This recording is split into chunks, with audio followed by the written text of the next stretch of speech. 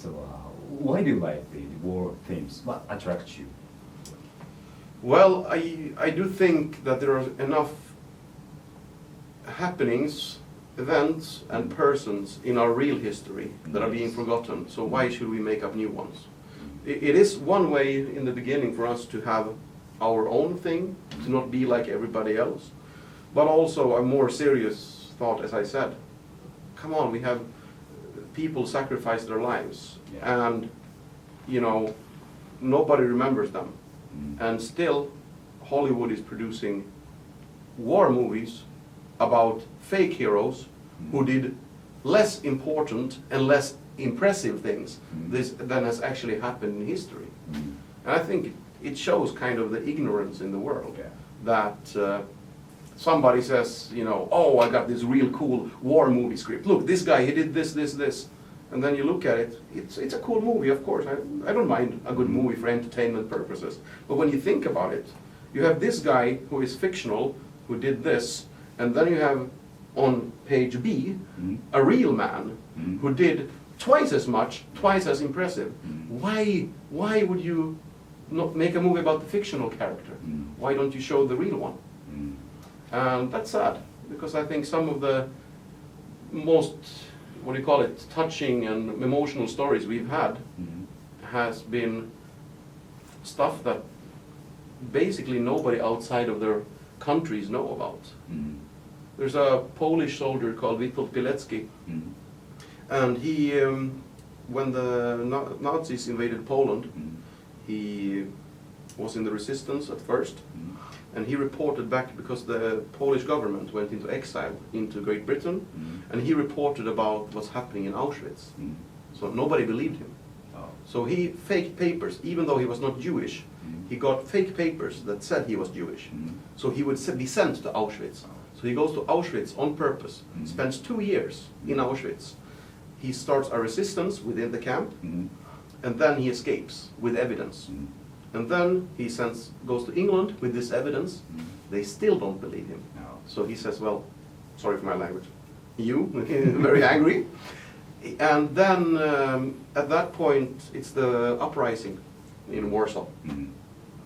And he goes back and fights in the uprising. Of course, or unfortunately, after the Nazis is losing the war, they're all backing down, in comes the Soviet Union. And the first thing they want to do is to take away all potential leaders, all potential dissidents. And they know this is a strong guy, he is a hero. So they make a fake trial, and they sentence him for high treason, which nobody understands how, and then they execute him. So, I mean, he did a lot more than only this, but imagine that story. I think that is more interesting than probably 90% or 99% of all the Hollywood war movies that's ever been made. But on the other hand, he's not an American guy, so they're not really interested in telling other people's story, I guess. This story was the leading star of the new album, Heroes. We kept it in mind all the time when we were writing the new album. Like, this is this story should be the inspiring thing, and the story we had, and we were looking for more similar stories to complete the album. Alright.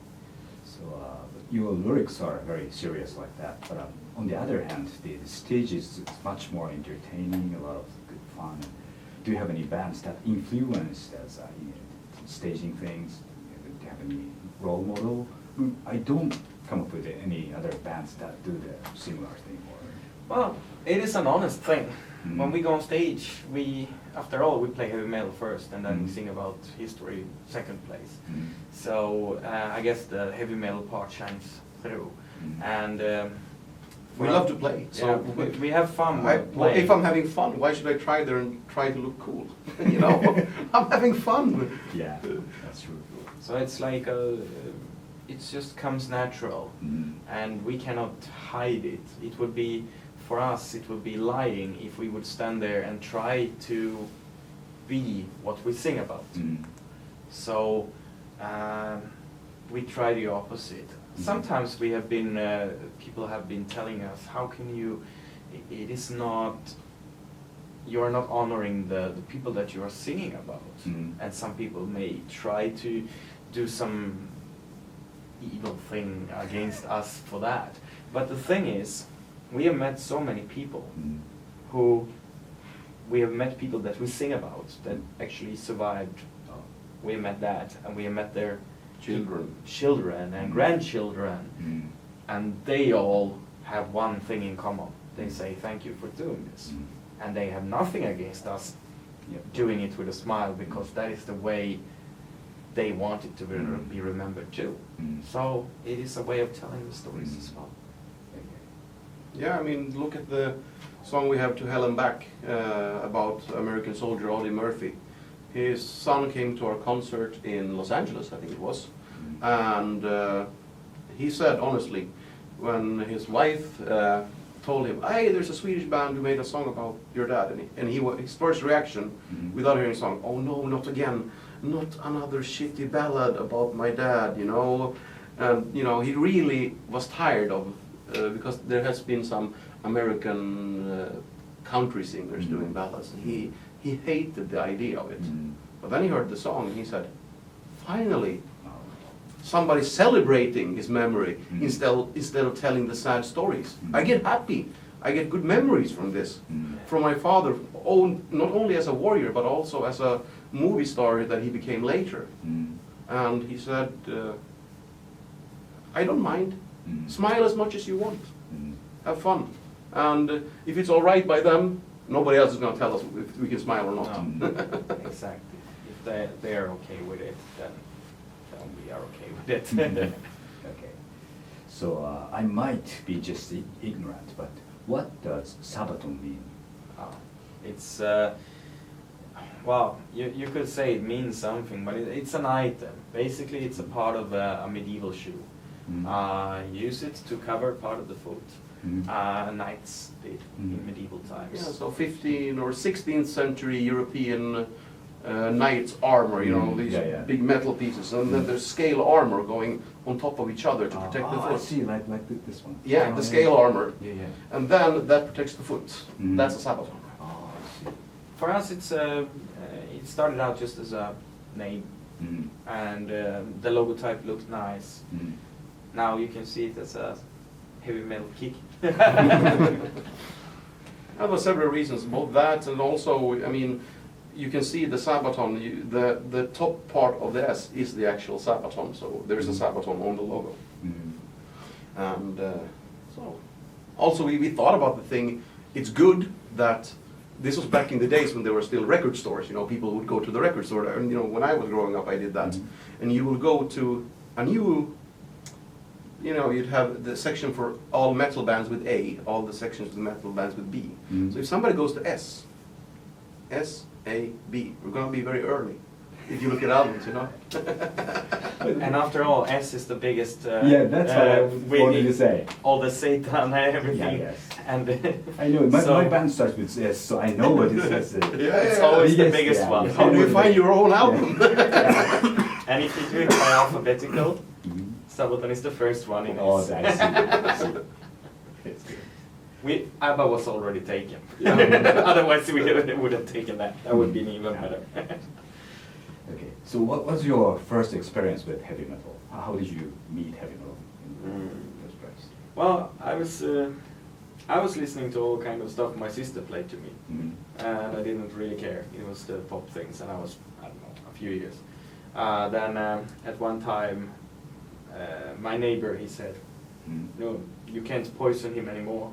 I'm gonna save your son from damnation of the poisonous radio music." And he took me to his basement where all these Iron Maiden posters were, and he had this big Marshall stack, and he was playing along with the Iron Maiden tracks, and I was like, wow, this is much cooler. What year was it? I don't know. I mean, this must have been 90? 90. Maybe. Around there. Something like that. I was listening to some, I mean, in school there was, of course, there was a time when Guns N' Roses was popular, and there was a time when Metallica was popular. but I didn't pay so much attention to it. Mm. The day I was like metal, that was that day when he was showing me the Iron Maiden riffs. So he was a savior. Yes. What about you? Actually, I don't remember it exactly myself until a little bit later, but this is 1984, so I'm 4 or 3 years at the time then. And my mother is in the kitchen making food or something, and I'm in front of the TV. And she hears me scream like crazy. And she thinks, oh my God, my child is dying, you know. So she runs into the living room, and there is me. And on the TV is, she doesn't know which song, but it's either I Wanna Rock with Twisted Sister or We're Not Gonna Take It. They show the music video. And I freaked out in front of the TV. So she looked at it, and thank God my mom is an open-minded person. She says, well, he sings nice. Sounds catchy, okay. So I don't remember that episode, but I think a couple of months later, that I remember coming home with my mom with the LP of Twisted Sister, the Stay Hungry album, and playing that over and over and over again until it's, I still have that actually. So that's probably when I started out. And then I had my cousin next door. He would show me everything from Europe to Riot to Mötley Crüe, you know. How old were you? I was, well, when I saw the TV show, 3 or 4. Oh, really? Yes. So I guess that was freaked me out. I don't know if it was the music or the way they looked or what happened on the video, but I know that I really loved the music maybe 6 months later when the album came out, or when I got that. Yeah, those So- videos are hilarious, you know, the Twisted Sisters. Yeah. It's really funny. Yeah, I mean, to be honest, I laugh at them now, but then they were cool. For a 4-year-old, that's not laughing, that's cool. Yeah.